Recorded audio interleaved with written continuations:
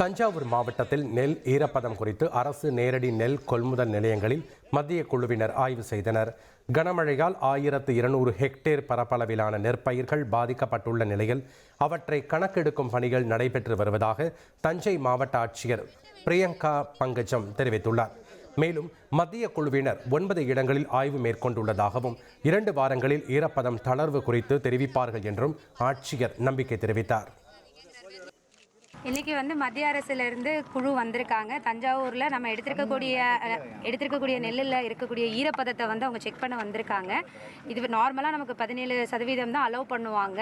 இப்போ நம்ம 22% அதை உயர்த்தி கேட்டிருக்கோம். இன்னொன்று என்யூமரேஷன் இன்னும் வேகமாக கணக்கீடு பண்ணுங்க அப்படிங்கிற மாதிரி ஒரு சில விவசாயிகள் சொல்லிட்டு இருக்காங்க.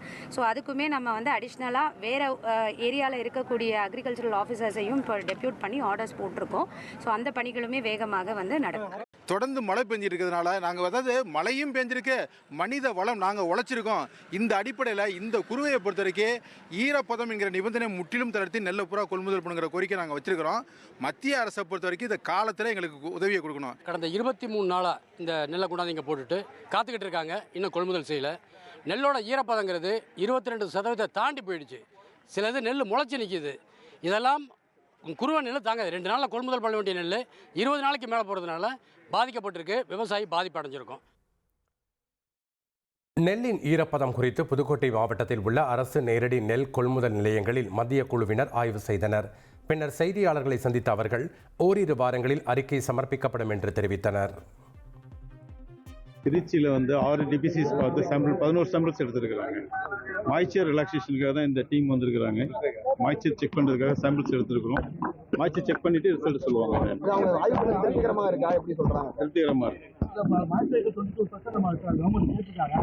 அது செக் பண்ணிட்டு தான் சொல்ல முடியும். இல்லை, அப்போ 6 சென்டர் போயிருக்கீங்களா சார்? அங்கே பார்த்ததில் எப்படி சார் இருந்தது? பாதிக்கப்பட்டிருக்கீங்களா சார்? இந்த ரிப்போர்ட் வித்தின் வீக்கில் பண்ணிடுவாங்க.